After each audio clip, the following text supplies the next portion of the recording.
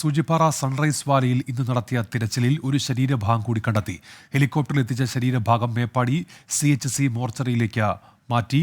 ദീപക് ധർമ്മടം ഇപ്പോൾ വിവരങ്ങളുമായി ചേരുന്നുണ്ട്. ദീപക്, ഇന്ന് ഈ സൺറൈസ് വാലി നടത്തിയ തെരച്ചിലിന്റെ വിവരങ്ങൾ എന്തൊക്കെയാണ് ദീപക്? ഉന്മേഷ്, സൺറൈസ് വാലിയിൽ ഇന്ന് 3 സംഘമായാണ് തെരച്ചിൽ നടത്തിയത്. വ്യോമസേനയുടെ ALH വിമാനത്തിൽ അവിടെ പോയി തെരച്ചിൽ നടത്തുകയായിരുന്നു. കടാവർ ഡോഗുമായി പോയ സംഘത്തിനാണ് മൃതദേഹത്തിൻ്റെ ശരീരഭാഗം കിട്ടിയത്.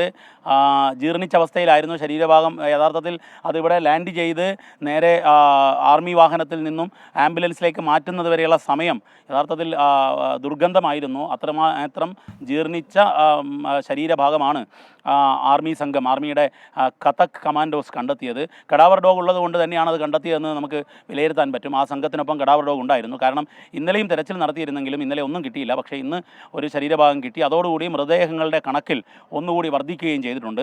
ഇന്ന് 3 സംഘമായാണ് പോയത്. 3 സംഘത്തിൽ 2 സംഘവും വെറും കൈയോടെ ഒന്നും കണ്ടെത്താനായില്ല എന്നുള്ളതാണ്.